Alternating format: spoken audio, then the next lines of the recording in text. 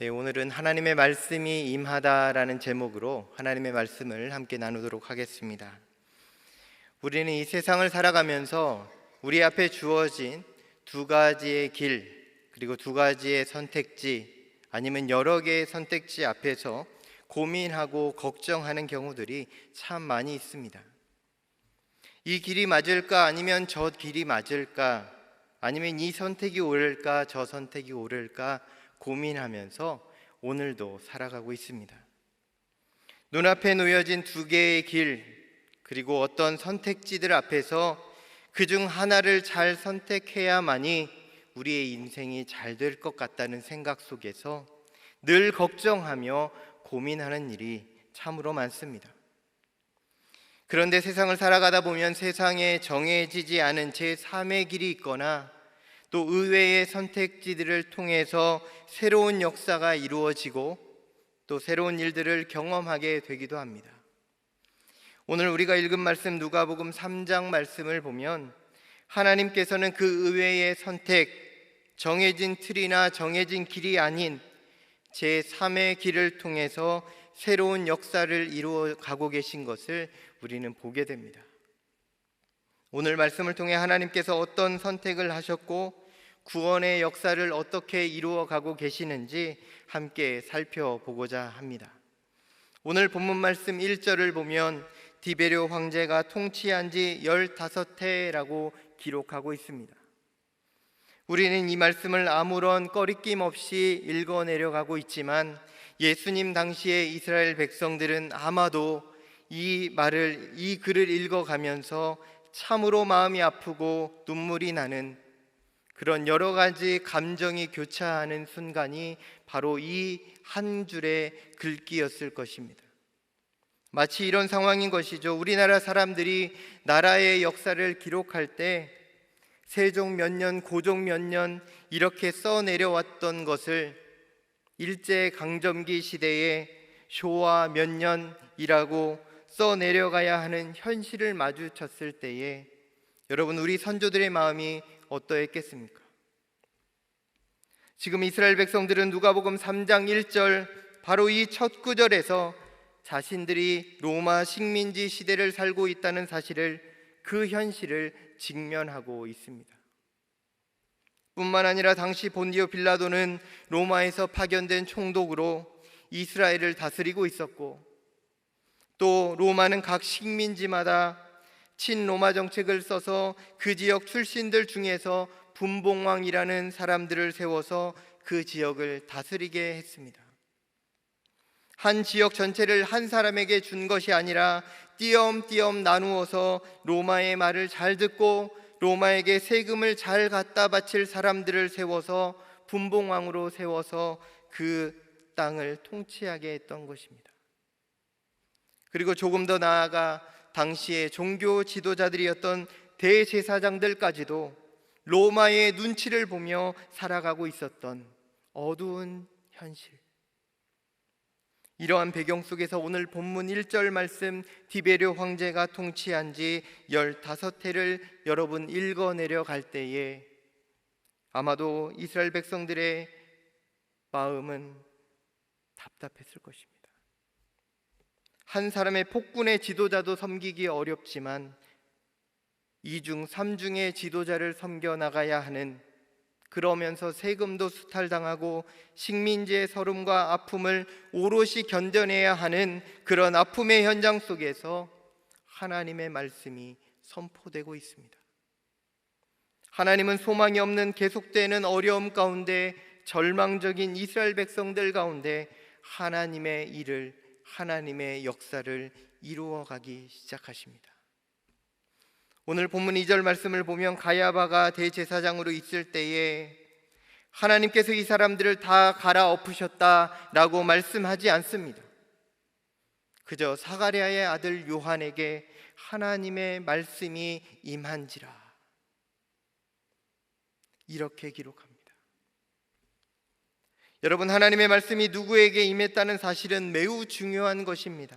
어둠 가운데 빛이신 하나님의 말씀이 임했다라는 게 중요합니다. 어두운 세상 속에 살고 있었던 누군가에게 하나님의 말씀이 지금 임했습니다. 여러분, 사가랴의 아들 요한이 누구입니까? 오늘 우리에게 있어서 요한은 예수님의 길을 예비하고 준비했던 위대한 사람으로 기록되고 있습니다. 기억되고 있습니다. 그러나 당시 이스라엘 백성들에게 있어서 이 요한은 아무도 주목하지 않았던 사람입니다. 요한은 황제도 아니요, 총독도 아니요, 분봉왕도 아니요, 대제사장도 아니었습니다. 아무런 존재감 없는 그런 한 사람 요한에게 하나님의 말씀이 임했습니다. 지금 하나님의 선택은 인간의 생각으로는 도저히 이해할 수 없는 선택입니다. 당시 이스라엘 백성들은 이렇게 생각했을 것입니다. 강력한 민족의 지도자를 세워주십시오. 그래서 그들을 압제하던 로마를 물리쳐 주시고 하나님, 우리 이스라엘을 다시 회복시켜 주옵소서. 그런데 여러분, 하나님은 이스라엘 백성들이 전혀 예상하지 못했던 선택지를 뽑아 드십니다. 이 시간 하나님의 선택은 무엇이었고 왜 그런 선택을 하셨는지 함께 살펴보도록 하겠습니다. 첫 번째로, 어디서 선택하셨습니까? 빈들에서 선택하십니다. 오늘 말씀을 통해 발견할 수 있는 두 가지 장소가 있는데요, 하나는 빈들이요, 하나는 다른 중심지였다라는 것입니다. 여러분, 만약 누군가가 여러분에게 오셔서 살 곳을 한 곳 선택하라고 한다면 빈들과 중심지 가운데 어디를 선택하시겠습니까? 요즘은 웰빙과 자연 환경이 매우 중요해져서 빈들에서 살겠습니다라고 선택하는 분이 한두 분 계실 수도 있겠지만 대부분의 사람들은 편리하고 쉽게 접근할 수 있는 살기 좋은 중심지를 택할 것입니다. 중심지는 사람들의 왕래가 작고 화려한 것들이 있으며 교육과 문화의 중심지이며 모든 유행과 트렌드를 쉽게 접할 수 있는 살아가기 매우 좋은 장소입니다. 그러나 빈들은 어떻습니까? 변두리요, 변방이요, 시골입니다. 시골과 변두리는 사람들이 잘 찾지 않는 곳이며 또 하늘과 땅 외에는 아무것도 없는 적막한 곳으로 생각해 볼 수 있습니다. 빈들은 주소도 없고 거기에는 매우 불편한 삶이 존재하는 광야 같은 땅입니다. 그런데 하나님께서는 대제사장과 권력자들이 살아가고 있었던 중심지가 아니라 좋은 왕궁과 성전이 아닌 빈들에서 말씀으로 임하셨습니다. 여러분, 왜 그러셨을까요? 공기가 좋아서도 아니요, 자연 환경이 아름다워서도 아닙니다. 하나님이 빈들에 임하신 이유는 단 한 가지, 하나님의 말씀이 잘 들려지는 곳이요, 하나님만 바라볼 수 있는 곳이었기 때문입니다. 우리는 쉽게 살기 좋은 곳, 보기 좋은 곳을 오늘도 쫓아 달려가고 있지만 하나님은 말씀이 잘 들리는 곳에 거하는 한 사람을 주목하고 계신다는 사실을 오늘 우리도 꼭 기억해야 합니다. 중심지는 사람들의 많은 이목과 관심이 되어 있습니다. 그래서 많은 사람들의 필요를 채워야 하는, 어쩌면 여러 가지 불편한 일들이 가득합니다. 그래서인지 하나님께 집중하기 어려운 곳이 또 중심지이기도 합니다. 너무나 바쁘고 분주해서 하나님을 찾기 어려운 곳입니다.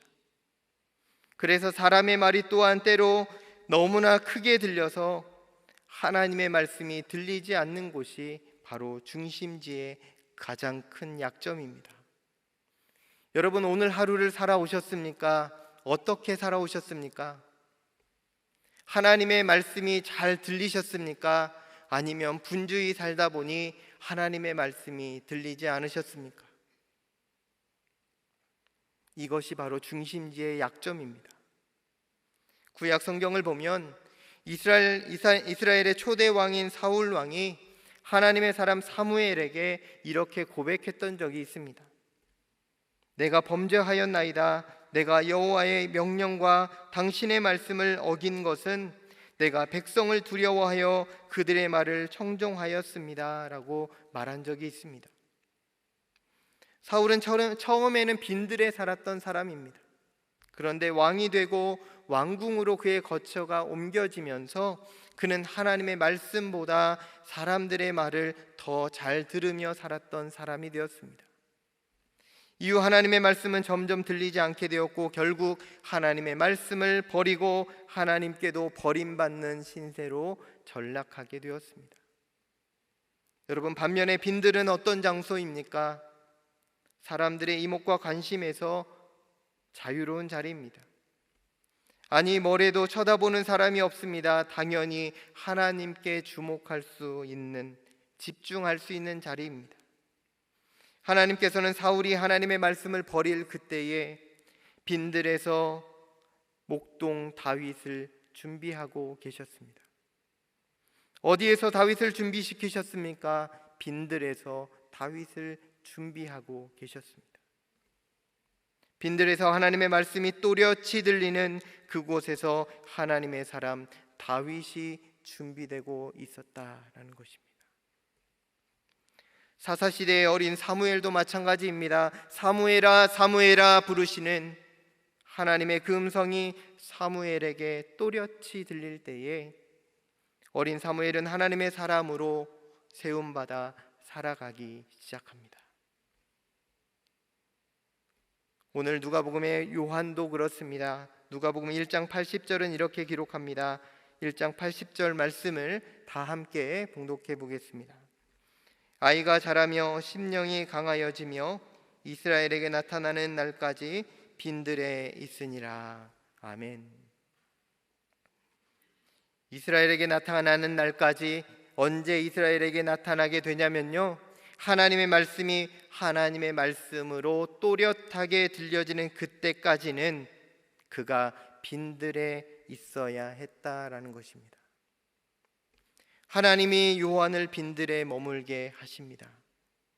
하나님의 말씀을 혼잡하게 하지 않고 순전하게 들으며 보존하며 지키는 그에게 하나님은 하나님의 말씀을 부어 주십니다. 사도 바울도 고린도후서 2장 17절에서 이렇게 증거한 적이 있습니다. 우리는 수많은 사람들처럼 하나님의 말씀을 혼잡하게 하지 아니하고 곧 순전함으로 하나님께 받은 것 같이 하나님 안에서와 그리스도 안에서 말하노라. 아멘. 여러분, 사람들은 하나님과 사람들의 말을 혼합시킵니다. 세상의 음성과 혼합시키지만 나는 곧 순전함으로 하나님께 받은 것을 그리스도 안에서 말한다라고 사도 바울은 증거합니다. 여러분, 여기가 어딘지 한번 생각해 보시면 좋겠습니다. 제가 주소를 하나 불러드릴 텐데요, 여수시 율촌면 산돌길 42번지. 여러분, 어딘지 아십니까? 애양원입니다. 애양원. 지금도 가려면 5시간, 6시간이 걸리는 참으로 먼 거리입니다. 그런데 1950년대에 하나님의 말씀이 남쪽 땅끝에 있던 손양원이라는 사람에게 임합니다. 그래서 모든 사람들도 혀를 내두르는 사랑의 원자탄 자기 아들을 죽인 사람을 양아들로 받아들여 사랑으로 키웠던 것이 가능했던 그 사랑의 원자탄 손양원 목사님이 그 자리에 세움받게 됩니다. 여러분, 당시 그곳은 중심지도 아니고 아무도 주목하지 않는 땅이었습니다. 그러나 하나님의 말씀을 또렷하게 들을 수 있는 손양원 목사에게 하나님의 말씀이 임합니다. 여러분, 황해도 구미포 소래는 아십니까? 이곳은 한경직 목사님이 하나님의 부르심을 받은 곳입니다. 이곳은 어디입니까? 중심지가 아닙니다. 어느 한적한 동네에 있는 한경직에게 하나님의 말씀이 임합니다. 여러분, 미국 뉴멕시코주에 있던 장로교 요양원에 누워있던 한경직에게 하나님이 임하셔서 과학자가 되려 했던 그 사람을 한국교회의 귀한 목회자로 세워가기 시작하셨습니다.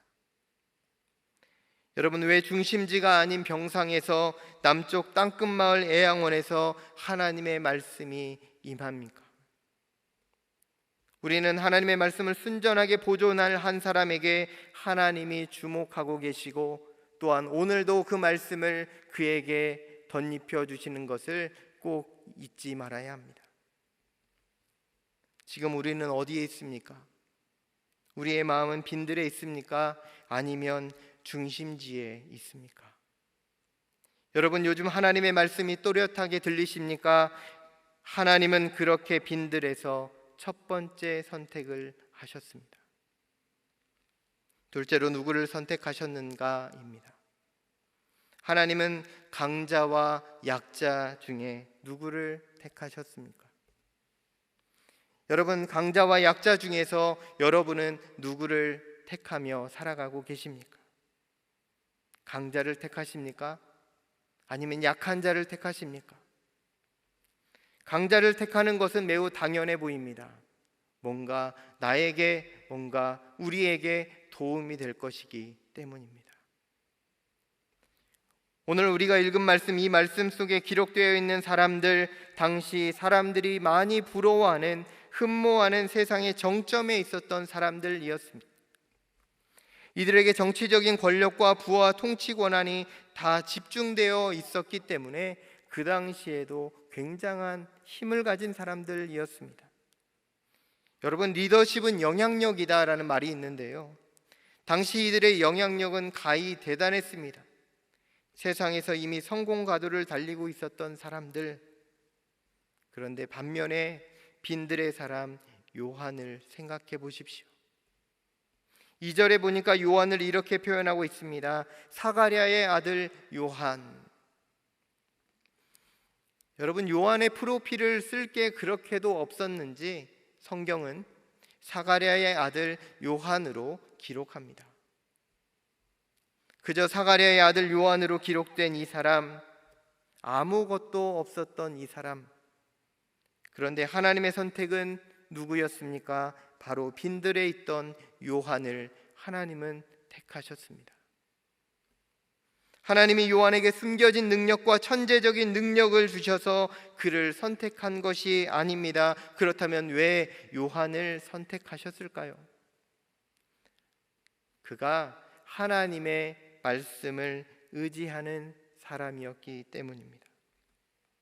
여러분, 한번 따라하겠습니다. 하나님의 말씀만 의지하는 사람, 하나님의 말씀만 의지하는 사람. 여러분, 그 한 사람이 바로 우리가 되기를 소망합니다. 아무것도 없는 그가 가진 가장 큰 능력이 있다면 그것은 바로 하나님 의지하는 능력입니다. 여러분, 하나님의 말씀을 부어주실 때, 하나님은 말씀을 부어주실 때 이 사람에게 내가 말씀을 주면 이 말씀 가지고 잘 살겠구나라는 사람에게 하나님은 말씀을 주십니다. 여러분, 지금 하나님 외에 아무것도 없다라고 생각되십니까? 여러분, 한번 삶의 자리를 돌아보십시오. 내 인생길을 한번 돌아보십시오. 하나님 외에 아무것도 없네요 라고 고백하는 분이 계십니까? 그렇다면 그것으로 인해서 기뻐하실 수 있기를 바랍니다. 앞에 언급된 강한 사람들, 지도자들, 세상에서 성공한 사람들은 하나님 말고도 너무나도 지켜야 할 것이 많았던 사람들, 고려해야 할 것도 너무나 많았던 사람들이 분명합니다. 그들은 하나님의 말씀이 아닌 세상에 의지할 것이 너무너무 많았습니다. 재력도 있었고 권력도 있었고 정치적 영향력도 있었기 때문에 불필요하게 하나님을 의지할 필요가 없었던 사람들일지도 모릅니다. 더더욱 지금까지 그들이 가지고 있던 그것들을 지켜내기 위해서 높게 높게 성을 쌓고 그 안에 갇히게 되고 점점 하나님을 향한 시선이 닫혀지게 되는 사람, 그 사람이 바로 오늘 우리가 아닌지 또한 돌아보아야 합니다. 반면 빈들에 있는 요한은 어떻습니까? 하나님의 말씀 말고는 아무것도 없었던 사람입니다. 지금 우리가 요한을 여러분 이 시간에 한번 만난다고 가정해 보십시오.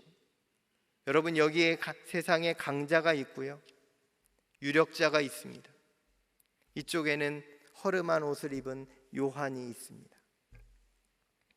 여러분, 누가 눈에 들어오십니까? 빈들에 서 있는 요한이 여러분의 눈에 들어오십니까? 보잘것없어 보이는 한 사람 요한이 여러분의 마음을 움직이고 있습니까? 아니면 세상에서 우뚝 서 있는 어떠한 강자가 여러분의 마음을 사로잡고 있습니까? 여러분, 하나님께서 주목하셨던 한 사람이 바로 요한이었음을 기억하며 우리의 삶을, 그리고 우리의 시선을 다시 돌려 하나님 앞에 서게 되기를 원합니다. 하나님은 요한을 택하셔서 새로운 역사를 이루어 가셨습니다. 사무엘상 17장 45절을 보면요, 다윗이 골리앗을 향하여 나아갈 때 외쳤던 고백이 담겨져 있습니다. 다윗이 블레셋 사람에게 이르되 너는 칼과 창과 단창으로 내게 나아오거니와 나는 만군의 여호와의 이름, 내가 모욕하는 이스라엘 군대의 하나님의 이름으로 내게 나아가노라. 아멘. 여러분, 무슨 말입니까? 너는 칼과 창과 단창으로 내게 나오지만 나는 하나님만 의지하며 너에게 달려간다라는 믿음의 고백입니다. 그때 하나님께서 다윗을 들어 하나님의 역사를 이루어셨다는 것을 우리는 볼 수 있습니다. 요한복음 9장을 보면 예수님께서 제자들을 부르신 다음에 그들을 파송하시며 이렇게 말씀하셨던 것을 우리는 기억하는데요, 누가복음 9장 3절을 같이 한번 봉독해 보겠습니다. 이르시되 여행을 위하여 아무것도 가지지 말라. 지팡이나 배낭이나 양식이나 돈이나 두 벌 옷을 가지지 말며. 아멘. 여러분, 무슨 이야기입니까? 너희는 말씀만 가지고 세상을 향하여 나아가라라는 것입니다. 아무것도 가지지 말고 가라는 의미가 아니라 하나님의 말씀을 가지고 세상을 향해 나아가라라는 것입니다. 다른 것 의지하지 말라라는 것이죠. 그러면서 예수님은 그들을 외면한 것이 아니라 내가 너와 함께 하리라 약속해 주십니다. 그들을 파송하시는 예수님을 우리는 오늘도 만났습니다. 만나고 있습니다. 말씀을 가진 약자 되어 세상을 향하여 나아가라 부탁하시는 우리 예수님의 음성을 오늘도 우리는 듣고 있습니다. 여러분, 그런데 이 말씀을 듣는 지금 이 시간에도 우리의 마음 한켠에는 두려움이 있습니다. 하나님, 두렵습니다. 어떻게 하나님의 말씀만 가지고 세상을 살라 하십니까? 하나님, 이것도 가져야 할 것 같고 저것도 있어야 할 것 같은데 하나님, 정말 이렇게 살아가는 것이 괜찮은 것입니까? 우리가 그렇게 살 수 있습니까? 라고 되묻고 싶습니다. 그러나 우리 하나님의 응답은 언제나 똑같습니다. 그래, 괜찮다. 내가 너와 세상 끝날까지 함께 할 것이다. 여러분, 하나님 앞에서 그 사람이 성공자이건 유명한 사람이건 그것은 중요한 일이 아닙니다. 하나님께 있어서 중요한 것은 저 사람에게 내가 말씀을 주면, 하나님의 입장에서 그렇습니다, 내가 그 말씀을 주면 그 말씀을 그가 잘 따라 살아갈 수 있을까? 내가 그에게 내 말을 들려주면 그 말씀으로 살아갈 수 있을까라는 것이 바로 하나님의 절대적 선택의 기준이 된다라는 것입니다. 하나님은 오늘도 요한처럼 하나님의 말씀에 삶을 던지는 한 사람에게 소망을 두고 계십니다. 여러분, 지금도 세상을 의지합니까? 아니면 하나님만을 의지하며 살아가고 계십니까? 이것이 바로 하나님의 두 번째 선택이었습니다. 마지막, 하나님은 어떻게 선택하십니까?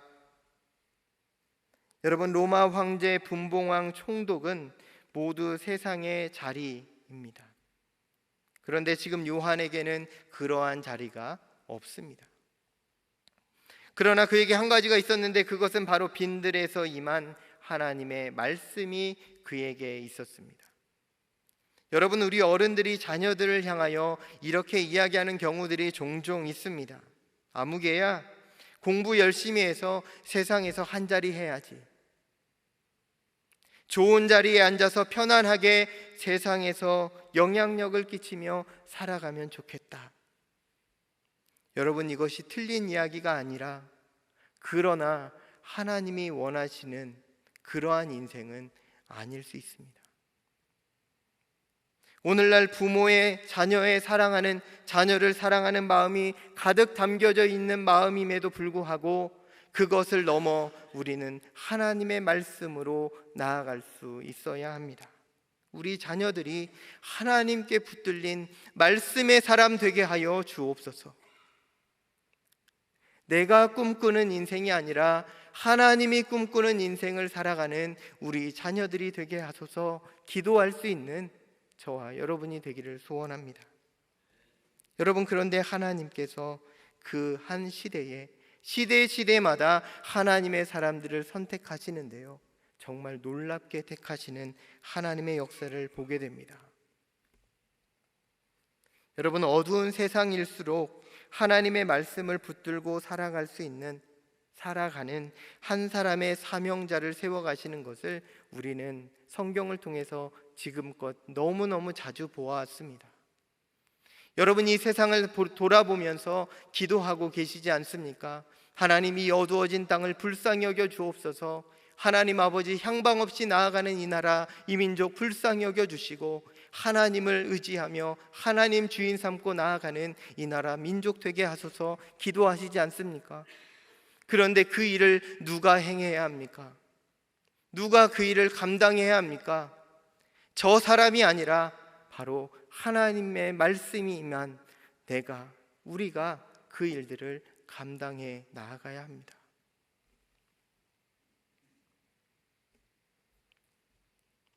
여러분, 하나님의 나라는 지금도 확장되어 가고 있습니다. 마태복음 21장 31절 32절은 이렇게 기록하고 있습니다.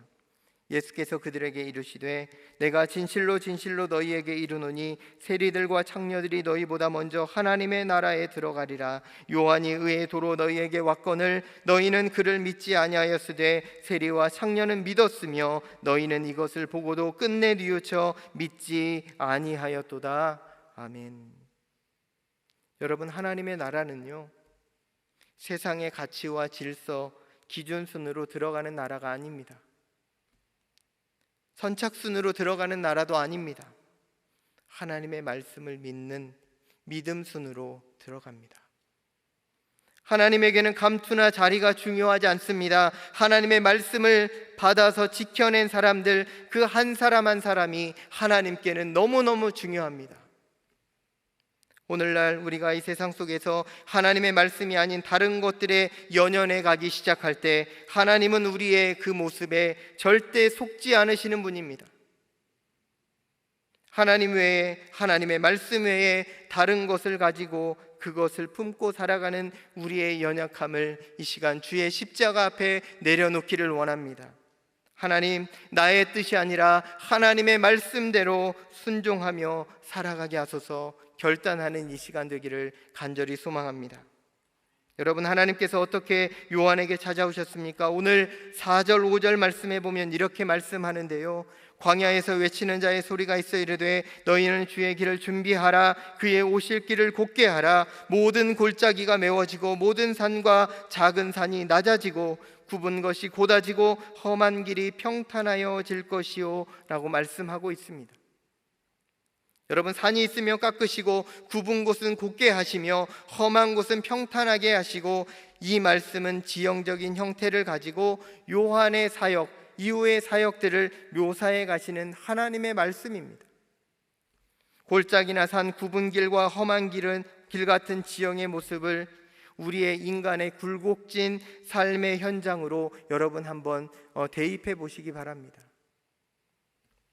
이 어렵고 힘든 인생길을 걸어가기에 하나님께서는 우리를 간섭하시고 우리에게 능력을 주셔서 이 길을 평탄하게 하시며 곧아지게 하시며 형통하게 하시는 우리 하나님 손 꼭 붙잡고 담대하게 세상을 향하여 나아가실 수 있기를 소망합니다.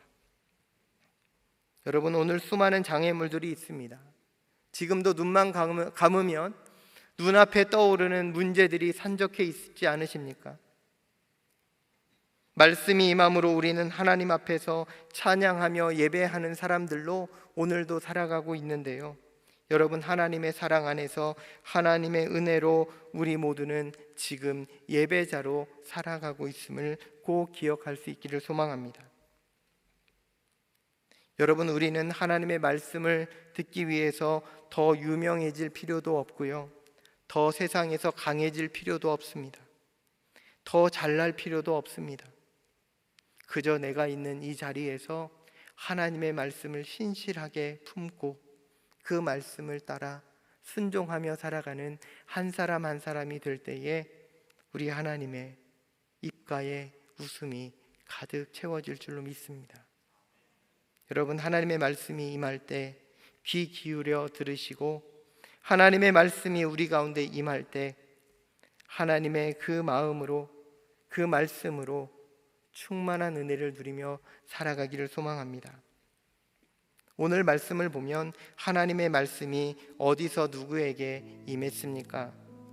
빈들에서 요한에게 하나님의 말씀이 임했다라고 기록합니다. 여러분, 아무도 주목하지 않는 빈들에서, 아무도 주목하지 않은 요한에게 하나님의 말씀이 임했습니다. 여러분, 서울시 송파구 올림픽로 4길 16, 여기가 어딘지 아십니까? 바로 우리 주님의 교회입니다. 이곳에 하나님의 말씀이 임하고 이곳에 모인 우리들에게 하나님의 말씀이 임했습니다. 그 말씀을 따라 살아가는 한 사람 한 사람이 우리입니다. 이제 우리를 통하여 하나님의 나라가 이 땅 가운데 확장되어 갈 것입니다. 오늘도 하나님의 말씀은 계속해서 선포되고 있으며 우리 주님의 교회를 통해서 확장되고 있으며 우리의 모든 가정을 통하여 하나님 나라가 이루어져 가고 있음을 여러분 꼭 믿으시기 바랍니다. 이제 우리가 세상 속에서 분주한 중심지 같은 마음을 내려놓고 강자가 되기 위한 몸부림쳤던 그 삶의 자리를 내려놓고 말씀보다 소중히 여기며 살아왔던 세상에 대한 욕심을 내려놓고 예수님의 십자가 앞에 우리의 삶을 내어놓기를 소원합니다. 하나님 우리에게 말씀하시는 그 말씀 또렷이 다시 듣고 그 말씀 붙들며 세상을 향하여 담대하게 나아가 승리하는 저와 여러분의 삶이 되기를 예수님의 이름으로 간절히 소망합니다. 하나님 아버지, 참 감사합니다. 빈들에서 요한에게 하나님의 말씀이 임했던 것처럼 오늘 우리에게, 그리고 우리의 삶의 자리에 하나님의 말씀을 부어주시니 참 감사합니다. 세상의 그 누구보다 위대하신 하나님만 의지하게 하시고 오직 믿음으로 하나님을 바라봄으로 이 세상의 자리와 성공을 넘어 하나님 나라를 바라보며 믿음으로 살아가게 하옵소서. 또한 이미 비전 트립을 진행 중인 키르기스스탄 선교팀과 오늘 출국한 필리핀 비전 트립 팀의 걸음을 축복하여 주시고 그들의 걸음을 통하여 하나님의 영광이 나타나게 하시며 그들이 밟는 모든 땅이 주를 예배하는 나라와 민족이 되게 하여 주옵소서. 계속 준비되고 진행되는 비전 트립과 유유청청 여름 성경학교와 수련회를 통해서 주님의 자녀들이 하나님의 말씀이 임함을 경험하게 하시고 그 말씀 따라 순종하는 요한과 같은 믿음의 자녀들이 다 되게 하여 주옵소서. 오늘 우리에게 요한과 같은 신실한 마음과 믿음 주셔서 어두운 세상을 향하여 나아갈 때 하나님의 나라가 임하고 예배가 회복되고 말씀의 능력이 나타나는 우리의 삶과 가정과 직장이 되게 하여 주옵소서. 오늘 예배하는 발걸음 그리고 돌아가는 발걸음 하나님께서 함께하여 주시사 하나님의 놀라운 은혜와 능력이 나타나는 우리 모두의 삶이 될 수 있도록 주님 역사하여 주옵소서. 이 모든 말씀 우리를 구원하신 예수님의 이름으로 기도드립니다. 아멘. 함께